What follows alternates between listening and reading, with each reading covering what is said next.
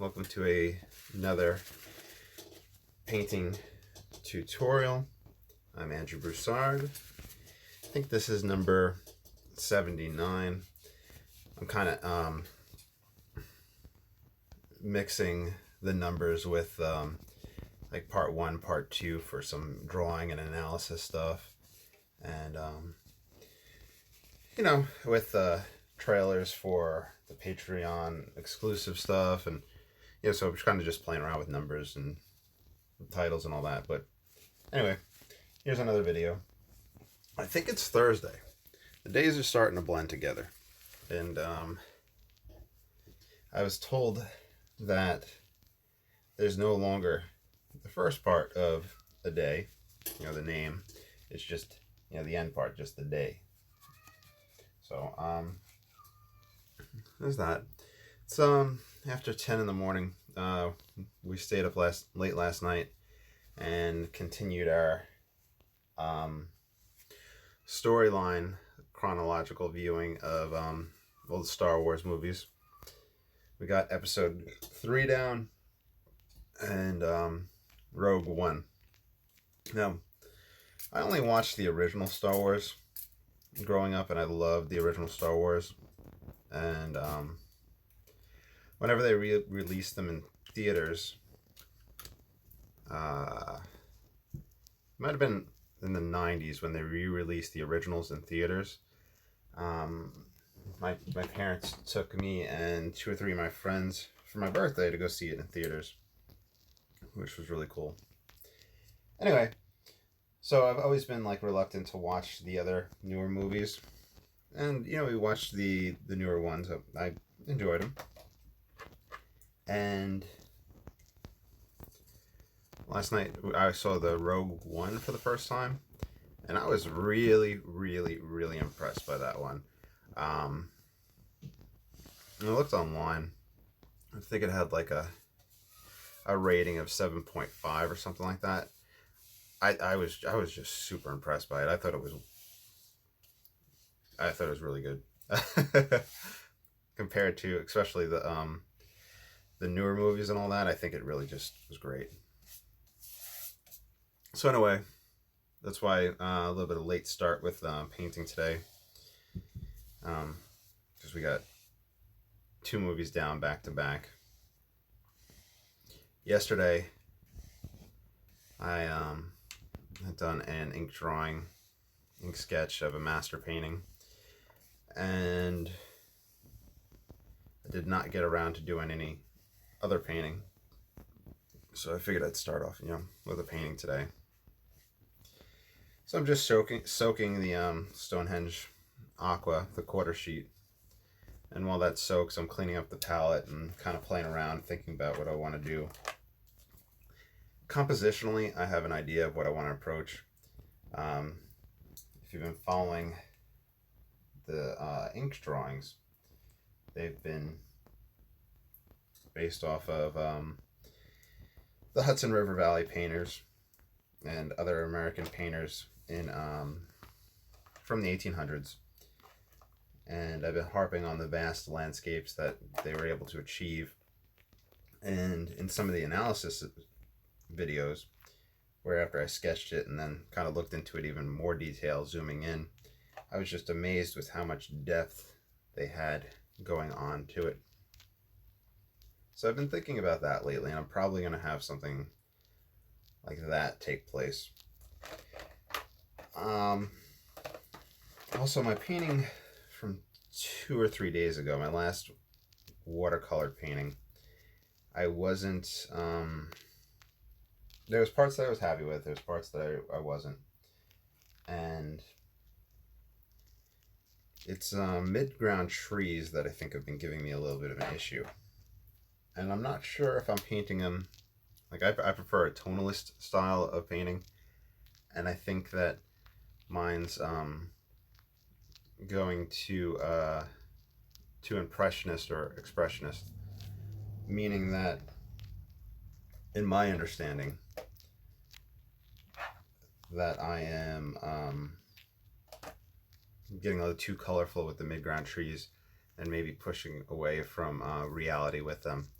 and I'm thinking I need to tone them down and darken them and get them more silhouetted, which is what I've been seeing in the paintings from the 1800s that tone down that silhouette, that dark green and whatnot. Now, I did force myself to stay within the kind of a limited palette on the last one, where I had used ultramarine as my blue, and as you may know, sometimes I use ultramarine and phthalo blue, where I'll use the phthalo blue for one direction and ultramarine for the other. So I think that I'm going to allow myself to use that. Also, in the last painting, I allowed myself to use black instead of Payne's gray, which was a fun, switch up, because you can mix Payne's gray from black and blue. Ultimately, so that's the kind of the thoughts that are in my head today. We might rely on sap green. I'm tempted to. I'm not going to do it with this one, but my mind wants to do another one of those kind of old master style tonalist sap green Venetian red based paintings, but I think I want to shy away from that in this one, and I could do that later on. I could do that with another painting. So that's a lot of rambling. Like I said, with these I live stream, and I have somebody in the chat watching right now. Just saying hi to Miss Martin. How you doing? I hope you enjoyed all my rambling a few moments ago, my whole morning thought process. Now, one thing that I've been harping on quite a bit, I'm going to take some raw sienna while I do this, is going for those lighter skies. Looking at a lot of the landscape paintings of the 1800s, there was a general vibe of just those blue, clear skies. Now, unless it was a evening scene or a morning scene, or unless they literally wanted something dramatic. And I'm wondering if that was, and this is, let's mix a little alizarin while I blab. Wonder if that's because they were just capturing like a nice day out. In the 1800s, those areas were quite frequented, and people would go out and picnic and paint and sketch, and it was an outing. So were the blue skies there as the idealized view of it, or were those nice light blue skies there as just the lightest tone within the painting to help create sense of reality and depth and whatnot? And like I've quoted before, and I'm starting to get names blending together, like Burge Harrison and Carlson. One of them had expressed that we often paint skies way too dark in general. And Carlson, with his theory of angles, had said that the lightest part of the painting should usually be the sky, unless it's sometimes interior lit with some other sort of lighting taking place. Oh, we got somebody else in the chat. So it's pretty cool. At this point, as I live stream these, I have people that have been coming back and watching, and I really appreciate you guys coming back and seeing this. It makes it feel like I am talking to an artist. It's in real time, and if you guys have questions about what I'm doing, you guys can ask that in real time. So that's the benefit of this. For those that are watching on YouTube at a later date, there's a website called Twitch, TWITCH, and my handle on Twitch is a Cajun Painting. Down below in the comments on YouTube, there's a link, I believe, for Twitch, so you can check that out. I don't know if there's other painters that do this on here, but it's a cool thing. I'm gonna mix a little Payne's gray into this, so I do want maybe just a little aspect of clouds. And I have been getting the habit of darkening the corners of my paintings, and that's kind of as a framing device. I think what would work as well is maybe just a darkening on one side and an opening on another, if you want maybe light coming across, and it would also prevent symmetry from taking place. So there's that as well. And if we want, we could gently lift some of this and add some textures in these skies. This is a pretty light sky, and it is almost contradictory to the teaching of Ron Ranson, who I think is a fantastic teacher, has great books and great approaches, and I use his brush, and I use mainly his palette with a few other things added in. Ron Ranson with skies, he would, I believe, do the wet and wet, like I've been doing. That's where I learned that. I learned it from Stephen Cronin as well. And David Usher.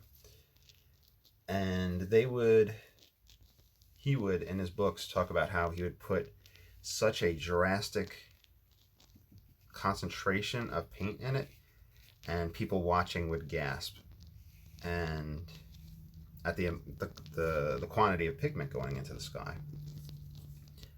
But the thing is, like with watercolor, and this is what I harp on a lot in these videos, is that there is quite a big tonal shift that takes place.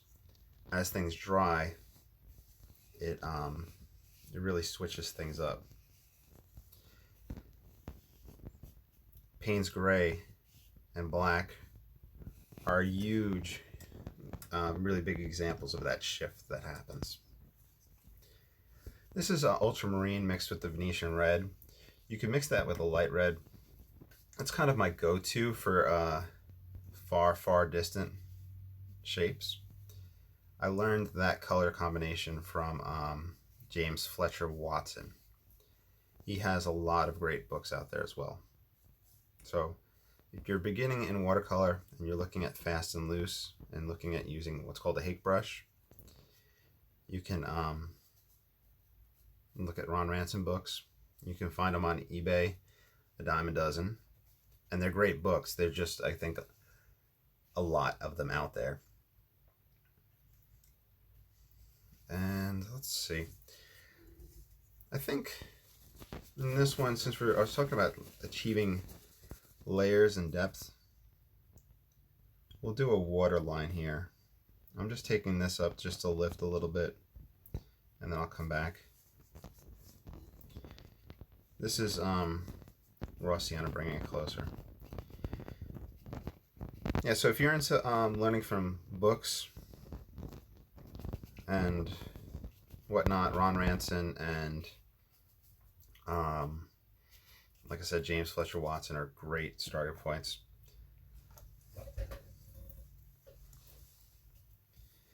And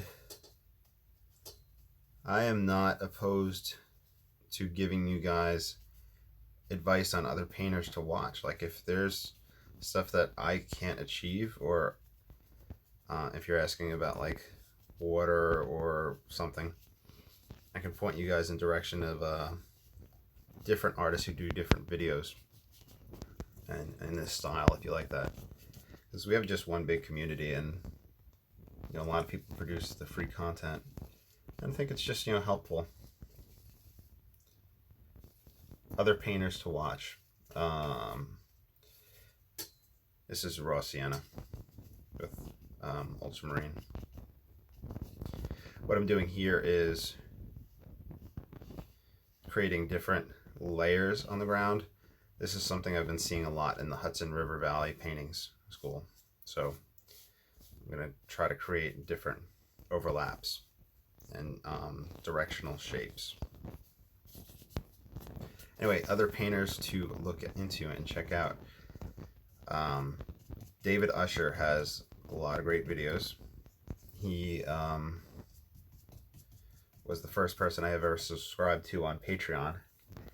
By the way, if you want to support me, I have that Patreon account, and that money would go towards purchasing paints and papers, especially when I do oil painting videos, because one of those surfaces alone running me about $5-10. Anyway, so Patreon if you're interested in that, and also have the Etsy if you ever want to buy anything. Who else? So David Usher, Joe Menza, he's a really good painter. He will use the Hake brush, and his paintings kind of come in more of a style of, I would say Bob Rossi. I think he's very influenced by Bob Ross, in addition to Ron Ranson. And he has more vivid mountains in his scenes. So if you're into that type of style painting, I think you would really enjoy that. There's Alan Owen. This is Payne's Gray right here. Just going to mix some burnt umber just to darken it. Get another variety. Alan Owen, I think he uses kind of more of a round type brush, but he's also the fast and loose style. And I believe you can almost tie his art into the style of Edward Wesson. I believe that. He has a very beautiful one-stroke dry brush type tree effects that he does a lot. Stephen Cronin, I mentioned earlier, he's a very fast and loose painter. He has tons of videos out, and I think he has produced 3 books at this point. And so he has a lot there. There's Lois Davidson, who does some, I'm just adding kind of contour still right in here, different like faces and ridges and whatnot. Lois Davidson, I believe she has a lot of videos, short videos on, like if you wanted to do a tree, if you want to do a flock of birds, and a background. And that's a good way to kind of put together compositions. So that's, I think, her approach to videos. And I think she's very responsive to people's questions and whatnot. I feel bad if I'm missing anybody. I'm trying to think. But there's a lot of painters out there on YouTube. And, you know, if I, like I said, if I don't have anything in my painting collection, or if you have any questions about anything, maybe I can guide you towards other people if I can't address it.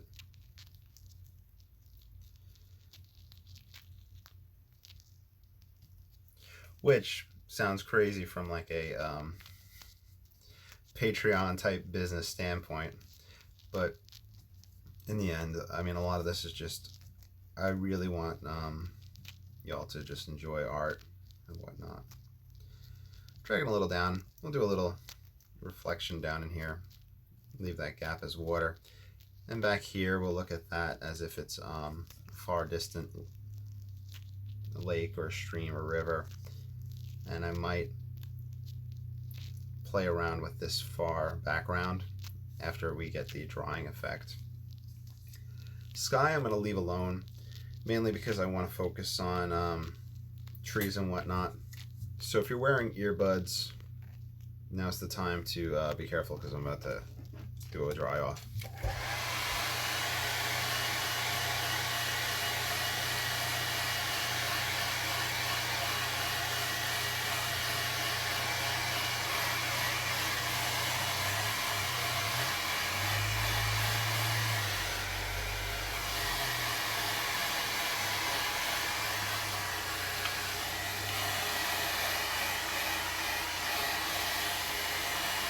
I'm going to take a moment to address 2 things in the chat. First thing is somebody saying that they love using the hake. They have a lot of different colors that they like using, but it turns into mud. One thing I want to show you is this. Here's the hake brush, and I've done this so far. Here is my water. My water has not been touched at all. I just used it literally for rehydrating paint or mixing things on the palette.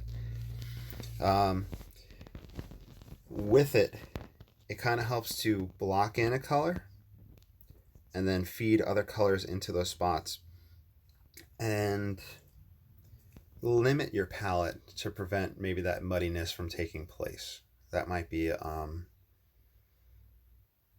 might be a way to help prevent that mud from happening.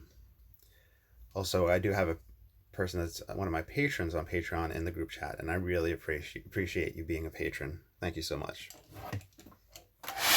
Sorry, drying off again.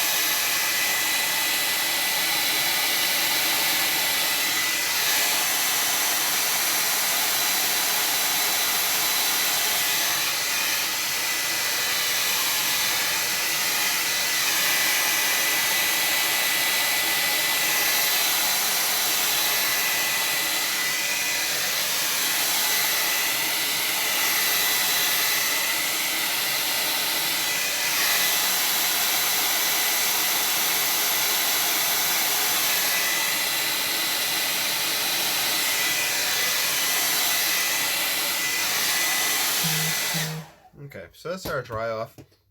You may have noticed some of the drying shift. Here we have that far background. I think that I'm going to leave it soft like that.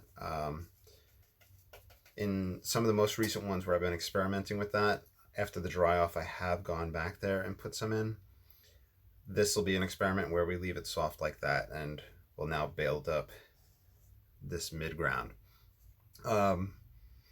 Somebody like James Fletcher Watson would look at this far distant water and potentially put Payne's gray right in there and leave a white on top. So that's something that I noticed from James Fletcher Watson's books. Other painters may potentially take the hake at this point and put a darker background in there. I'm just kind of leaving this softness. It kind of gives an atmospheric effect with this one. Now, here, I'm going to do some mid-ground grouping of trees. And like I had said at the beginning of this video, that was where I was hitting a dilemma, where I felt it was too colorful. And I almost needed to get that muddiness that takes place. So what I'm going to do is I'm going to mix a dark. This is a typical dark that I lean towards. This is the burnt umber and ultramarine. I'm going to be using just the rigger to mix it up. I just dip, get some water, whatnot. And still, I haven't cleaned off this hake brush at all, this painting. Sometimes I'll just wipe it a little bit, but just to give you all an idea. Now, another thing that could take place could be a tree line right along this edge, making it super small, and then making the mid-ground right here and covering that up. In fact, why don't I wash off this rigger? Let's see if I can get a green going, a light green. So now I'm going to go with the phthalo blue into a raw sienna. But now that we're doing, I guess, essentially wet on dry, it's going to affect that softness. I'm just going to model it along here and see what happens.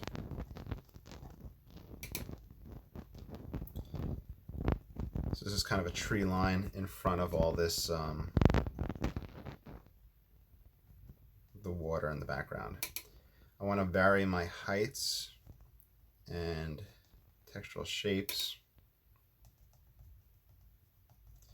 Could have just as easily taken the hake and gone across with this. Same thing with a round brush. It's I find the brushes are more based off of convenience for me, where a round brush might have been better for just laying down more paint at once, rather than taking 30 seconds to do this tree line, potentially taking just, 5 or 10.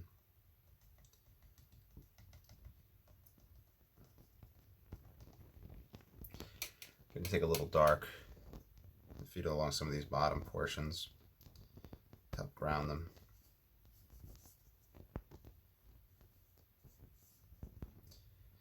I'm coming up here following through with it, and that's something I talk about a lot, is following through with what you're painting, even though there's probably going to be trees in front of this.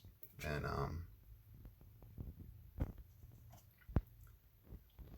I could even take this tree line, and this was phthalo blue, raw sienna.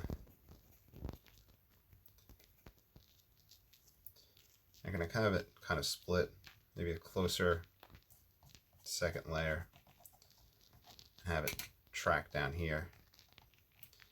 Maybe it starts catching up in front. Also take some darks and potentially model.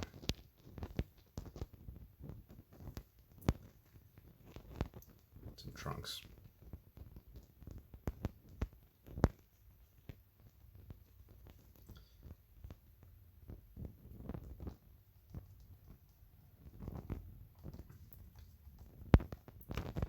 That's something that the English, and I don't want to say just English, United Kingdom painters of the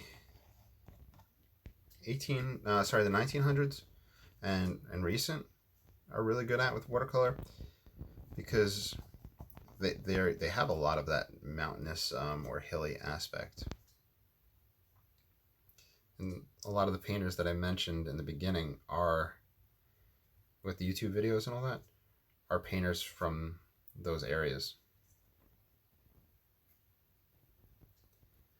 I'm down in here in Louisiana, where we got the flattest possible land.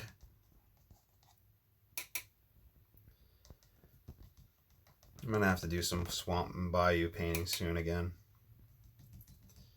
Remember, paint off the edge, follow through, because the matte will help cover those.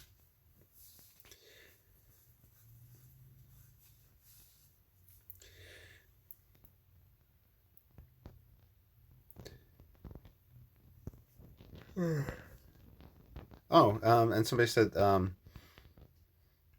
listen, yeah, like with all this stuff, you don't have to feel obligated to ever consider being a patron or anything like that.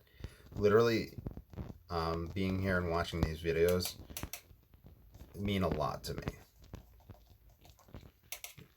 Like, there's just that support that I really appreciate. Just being here, being in the chat, and communicating and whatnot.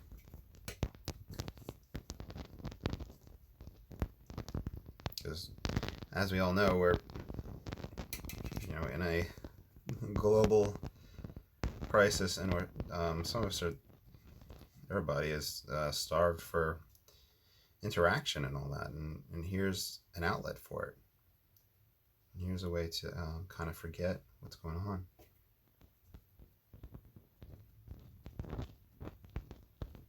I'm just modeling some trees.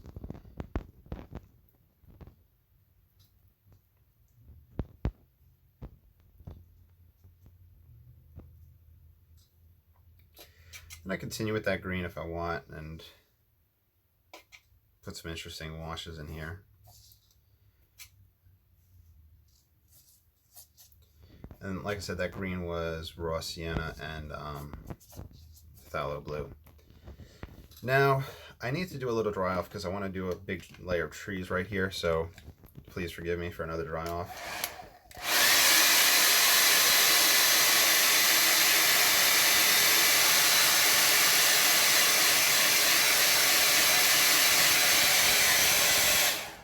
Okay. So, I'm going to put my trees in here, and I think I'm going to model the ground that they're going to rest in first.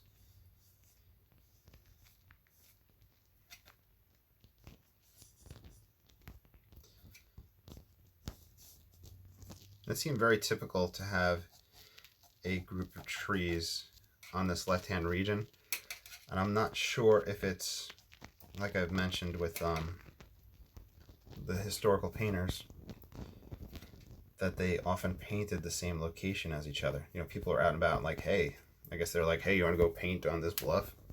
Or, hey, so-and-so painted on this bluff, you go check it out, and they go paint there.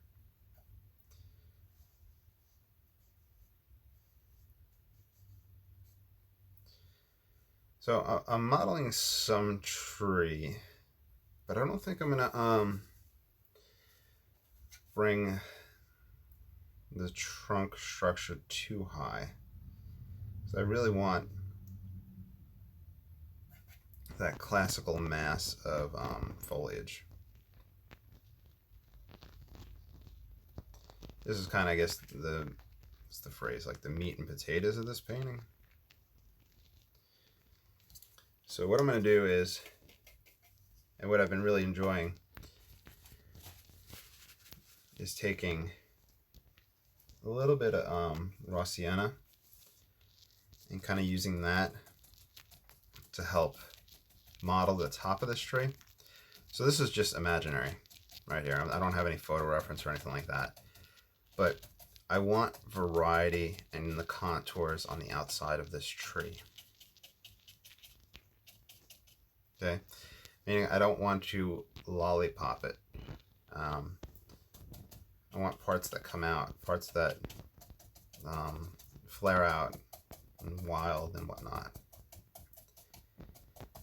And this is helping me kind of put those edges in.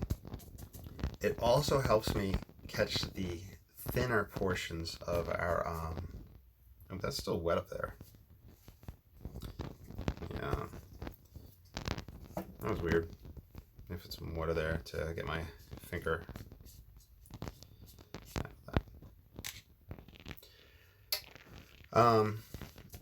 This also helps me with the areas where the light's going to catch the thinner portion of the trees. The outside edge is going to be mostly the thinnest portion, and it's going to have some light shining through. Okay, now I'm going to do my burnt sienna and phthalo blue. Let's see what type of green we can get.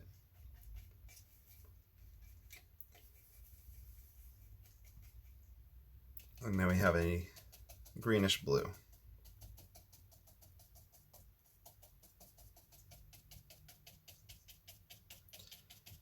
And as we get more towards the center of these trees, it's going to get darker and darker.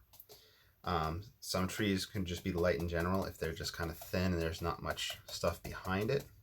So keep that in mind as well. There's also going to be holes in the tree where the sky shows through. So keep that in mind. I could have a tree bush structure coming up over here.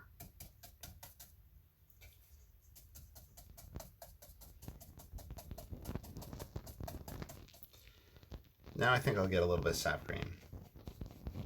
Put it on the palette.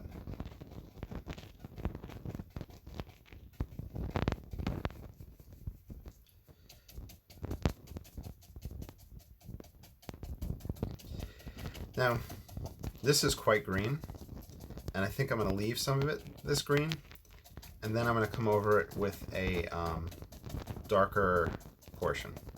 So there's that. Sap green is a convenience color. where it's just easy to grab it, just like Payne's Gray, just a convenience color.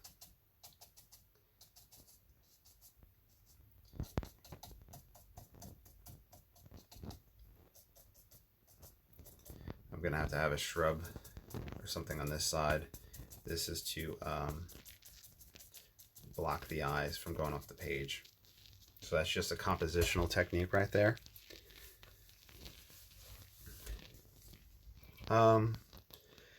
With trees, if you're, if they, like you said, if you're having difficulty and trees look contrived, I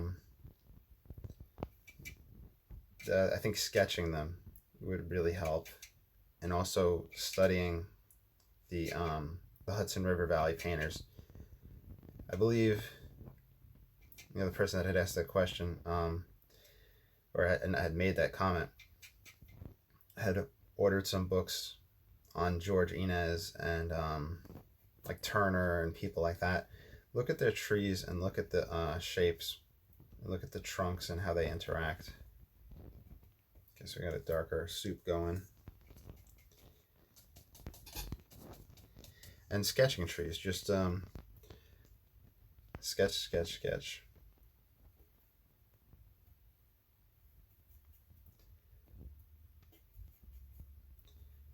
Just trying to get a dark with green in it.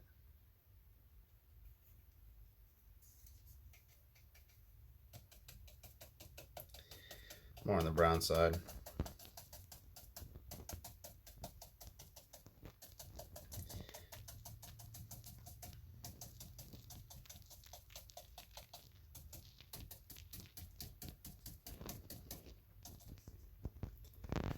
Need some Payne's Gray.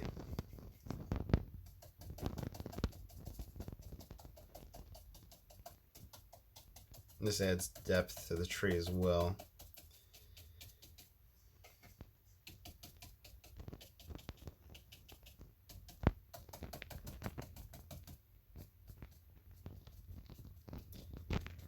Kind of switching up the approach with the hake right here and covering up some of these whites, where we could have some bird holes on the outside, but I don't think I want it all over. And that's just a kind of experiment where I will use the hake in a stippling type fashion, I guess, and it builds up the textures and puts the colors in place, the dry brush effect with it, but it does often leave those whites, so I'm kind of curious how omitting those whites and getting it completely covered in some spots will affect this, and if it'll help build up a density of it, give it more substance.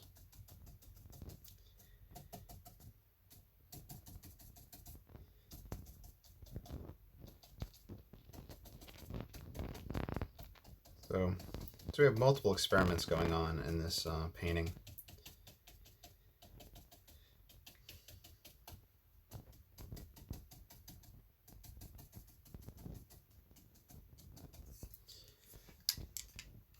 Okay. With this, if you want, you can take the card. You could add some textures in there. This is going back to techniques from Ron Ranson. Painters a little bit before him would use knives. You could use razors for scraping. They would also use the palette knives. Zoltan Szabo was a big proponent of that palette knife in watercolor painting, either for scraping or applying paint itself, which in his book I believe he even explains how to kind of I guess the word would be cure the palette knife. So I believe the palette knife will come with a lacquer on it, and the lacquer, I guess, repels water, so he would stick the palette knife, I believe, in a lemon overnight, which would remove whatever, I guess, coating was on the knife to begin with. I could take this dark I'm going to put it in here. A lot of blending of masses seem to have taken place in the paintings that I've been studying from the Hudson River, and just in in general. And tonalism, which is what I said that I consider myself a part of that movement, is very much blending of connecting textures and values.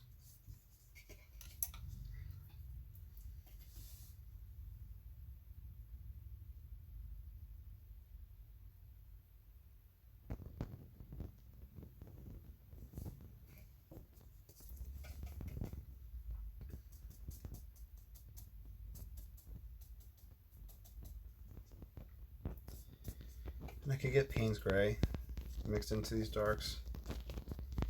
And if you see, I swoop down a little bit to give a hill effect. I could also model rocks and whatnot in here. But to do that, I darken up this corner, darken up the side a little bit.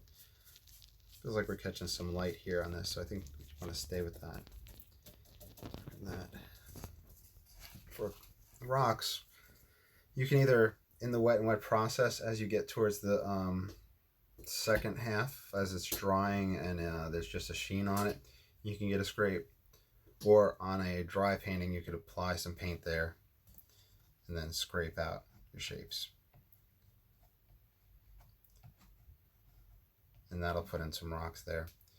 We could even put a big old rock structure right back here, and that'll break up that landscape and add more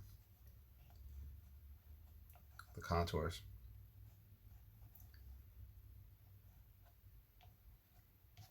The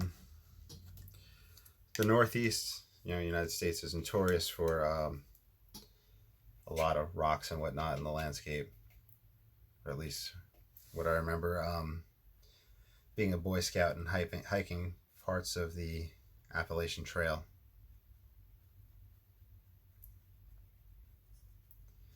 Just this guy's going to cast a shadow too.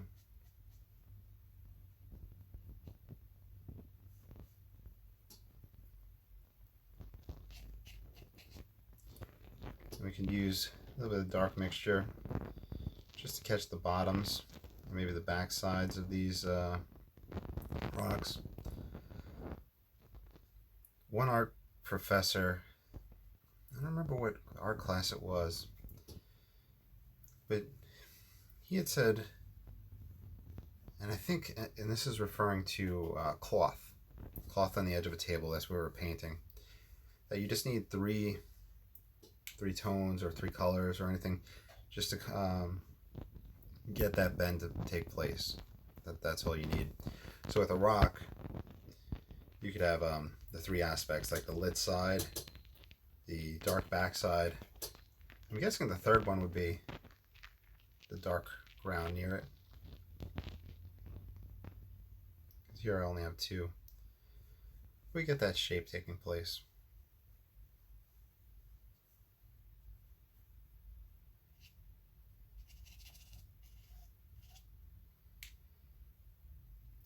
We're looking a little bare over here.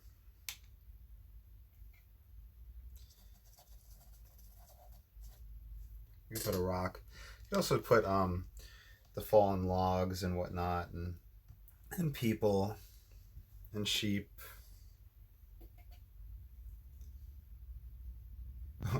I guess that'd be one and the same, people and sheep. Sorry. I just had to make a silly joke. You could also model rocks by just, instead of scraping, just add some tones around it, get that textured effect. We can kind of catch the edge of this, I guess we'd call it a pool that we have here.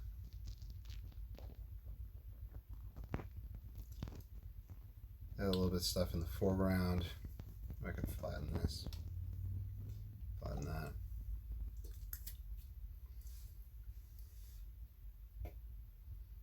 A little bit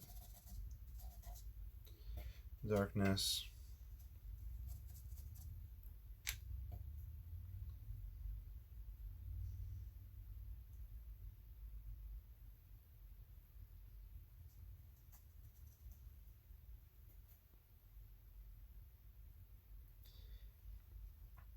I feel like I'm getting closer to hitting what I'm seeing in that school, the Hudson River Valley School.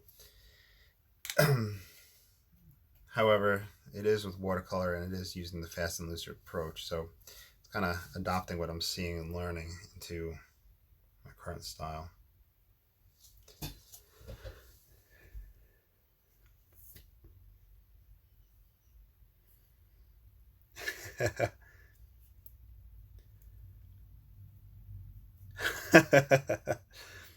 Y'all, they're all cutting up in the chat about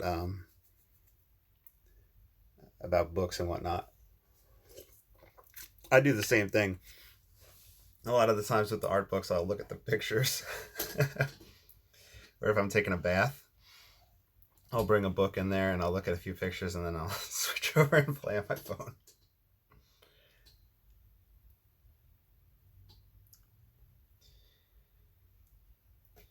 You could do like kind of a counter change here and really darken the foliage behind this guy and make him pop.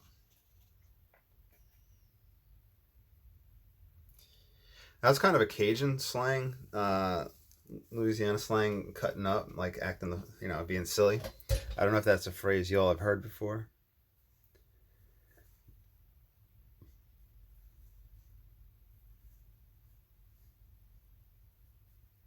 Wow, I used one hairbrush. So somebody's saying about Dali Museum, how Salvador Dali only used like a brush with like one hair in the beginning, like very fine detail. That is absolutely insane. When I, growing up in New York, I had the pleasure of going to the Metropolitan Museum and the MoMA. And the Metropolitan Museum had a few dollies, and so did the Met. And it always surprised me, and he had huge paintings and whatnot, but some of it was teeny, like stuff like this, even smaller, like the Persistence of Time. I think that's where the melting clocks are. That was a really small painting. I think it was a series. There was a few different ones that he had.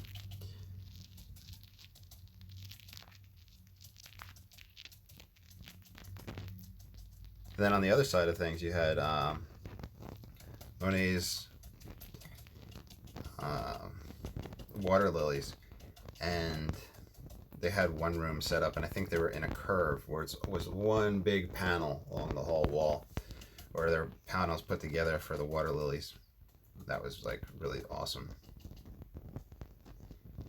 And I'm not really a fan of Jackson Pollock, but they had a few of Jackson Pollock's paintings there, or one or two, and that was just as big as the side of a barn. It just took up the whole wall.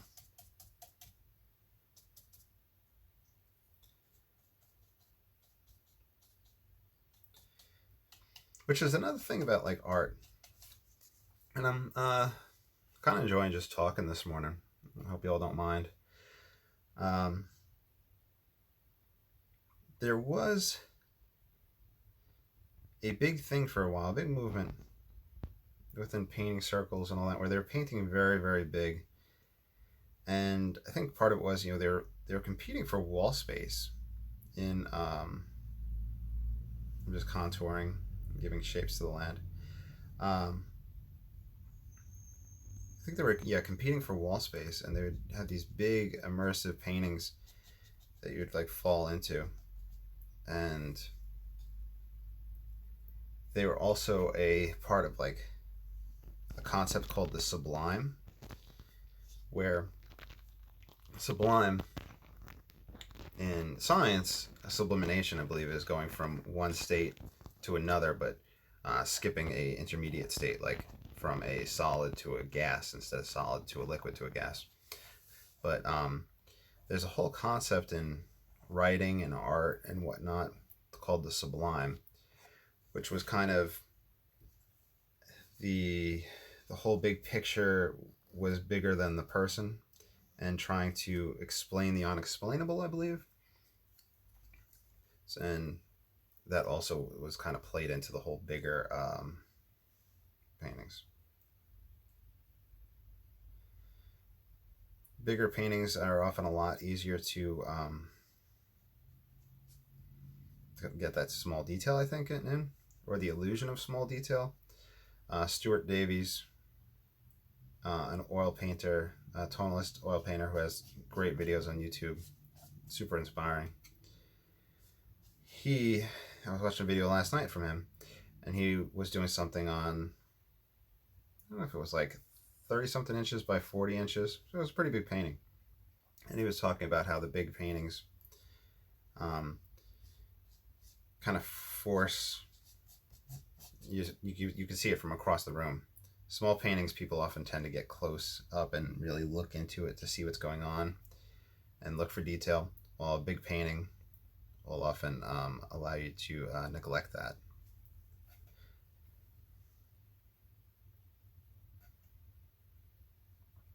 I chose 11 by 14 because it's easier for me to just simply take a big sheet of watercolor paper and tear it up into these sizes.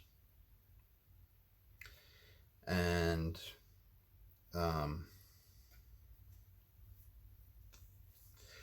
yeah, that's just made it a lot easier for me to do that. Originally, I did 8 by 10s and 5 by 7s, but I have a small 2-bedroom house that I rent, and one of the bedrooms is my art room and other hobby room, and it's kind of hard for me to get down and cut it all up to different sizes and whatnot.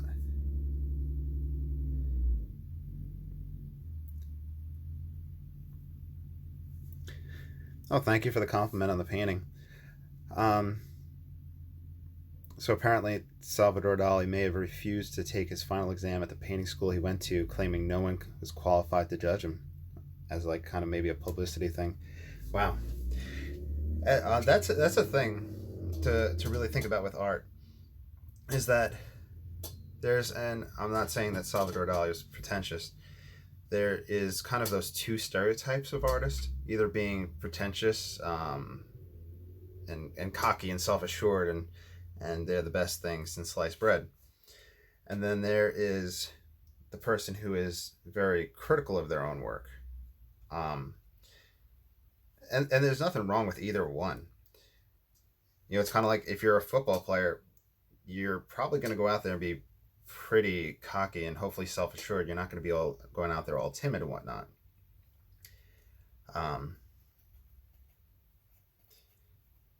It's just kind of a mental thing. I'm going to add a little dry brushing over here. But the timid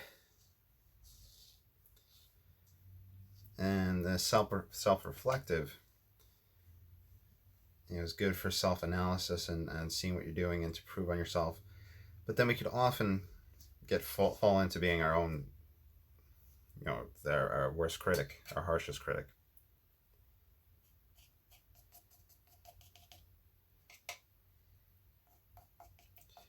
Which, some people will avoid, neglect, what have you, whatever word you choose, showing their art in public because, they just don't want to deal with that. I think they're just satisfied with their own art and just making it for themselves, which is perfectly valid, response to art making as well.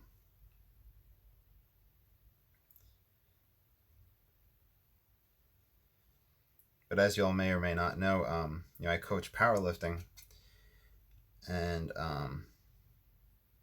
we encourage everybody that gets involved to compete and do a competition and see how it is.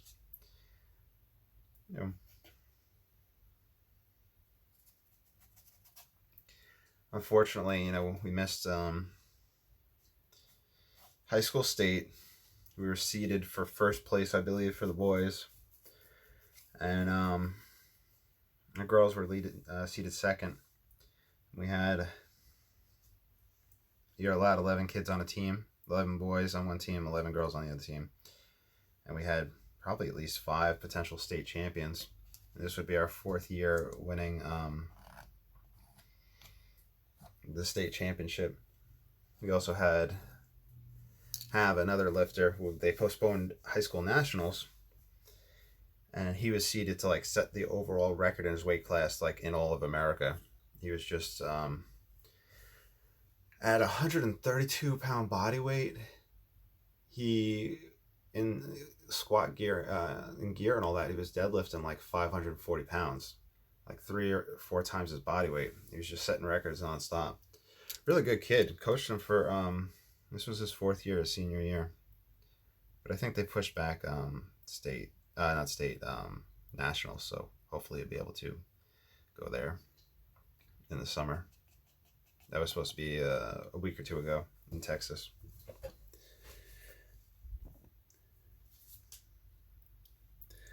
Okay, I think at this point I'm pretty done. Just looking at it overall, this softened a lot. This softened a lot. Let me do a dry off and then we'll talk about it.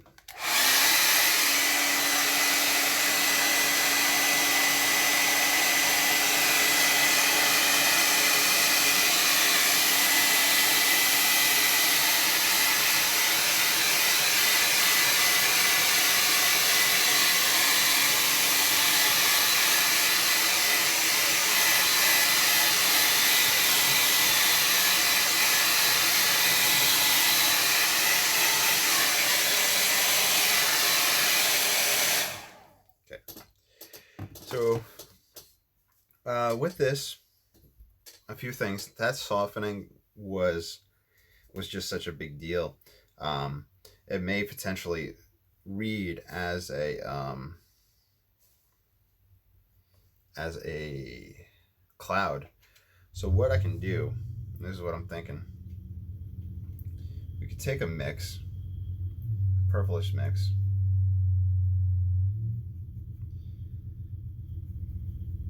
Green on here, purplish gray.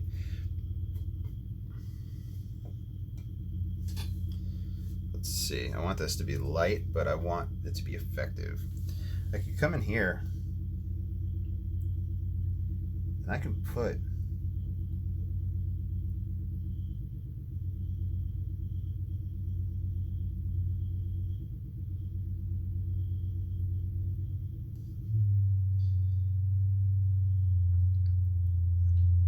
few little boats and help that read as water.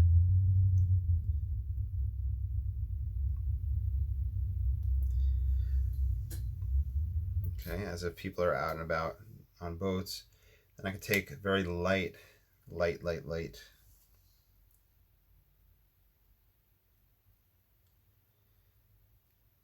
This will dry as almost like a little water stain, but it might help give that forward shoreline the little oomph it needs. Using that light.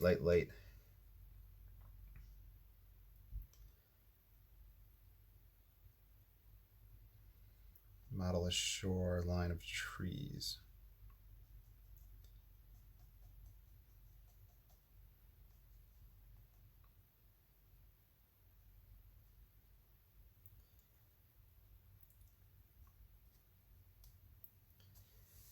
And that, my friends, will potentially give us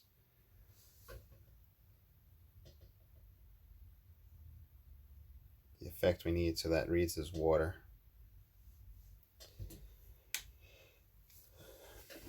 Okay, another dry off, and then we'll sign it and put a mat over it.